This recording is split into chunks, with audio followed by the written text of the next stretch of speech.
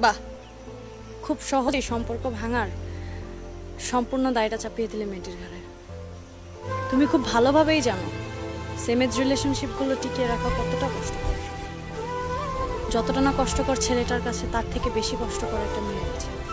তুমি যেই কষ্টকে পাহাড় সমান ভেবে নিজেকে নষ্ট করছো, একবারও কি ভেবে দেখেছো অন্য কেউ তার চেয়েও বেশি কষ্ট নিয়ে নিজের ফ্যামিলির সম্মান রক্ষা করতে, সমাজের সম্মান রক্ষা করতে আমরণ চেষ্টা করে যাচ্ছে?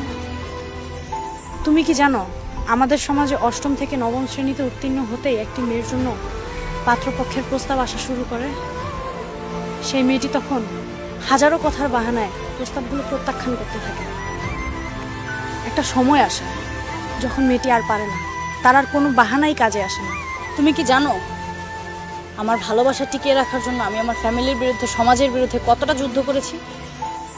আমি আমার ছোট ভাইয়ের পায়ে পর্যন্ত ধরেছি যাতে করে কোনোভাবে বিয়েটা আটকায়। তুমি জানো কত রাত চাপা কান্নায় বালিশ ভিজিয়েছি? তোমাকে বলেছিলাম আমি কিছু একটা করো, কিছুই তো করলে না। তুমি চাইলেই পারতে আমার পাশে ছায়া হয়ে দাঁড়াতে, কিন্তু তুমি করলে না।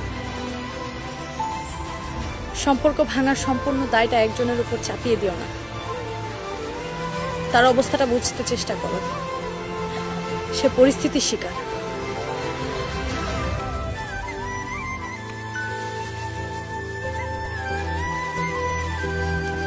ইটস ওকে, আসি, খুব দেরি হয়ে যাচ্ছে।